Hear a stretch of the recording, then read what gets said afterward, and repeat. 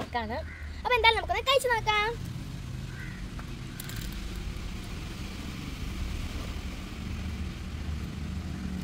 ഇത് നല്ല ടേസ്റ്റ് ഉണ്ട്. ഇതിൻ്റെ ഫ്ലേവർ എന്താണെന്ന് വെച്ചിട്ടുണ്ടെങ്കിൽ നല്ല ക്രിസ്പിയാണ്.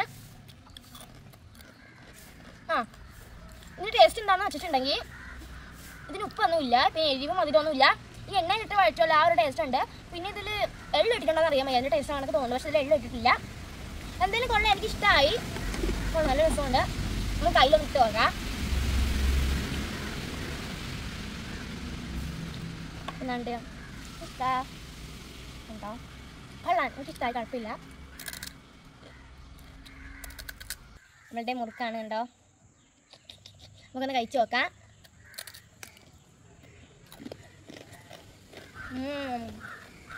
എന്തായാലും കൊള്ളാം, നല്ല ജീരകത്തിൻ്റെ ടേസ്റ്റ് ഉണ്ട്. പിന്നെ ഇതിൽ എള്ളൊക്കെ ഇട്ടിട്ടുണ്ട്.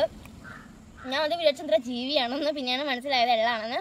എന്തായാലും കൊള്ളാം, ടേസ്റ്റ് ഉണ്ട്. ഇതിൻ്റെ ഫ്ലേവർ എന്താണെന്ന് വെച്ചിട്ടുണ്ടെങ്കിൽ നല്ല ജീരകത്തിൻ്റെ ടേസ്റ്റാണ്. ഓക്കെ, എന്തായാലും ഒന്ന് കഴിച്ചു നോക്കാം. ഇത് നല്ല നീളമുള്ള മുറുക്കാണ്. ഇതിൻ്റെ ടേസ്റ്റ് എന്താണെന്ന് പറഞ്ഞാൽ നല്ല ഉപ്പുണ്ട്, നല്ല എരിയുണ്ട്, നല്ല പുളിപ്പുണ്ട്, നല്ല ടൊമാറ്റോയുടെ ടേസ്റ്റും ഉണ്ട്. അപ്പോൾ ഇത് ഇത്രയും ഫ്ലേവറാണ് ഇതിൽ അടങ്ങിയിട്ടുള്ളത്. എന്തായാലും കൊള്ളാം.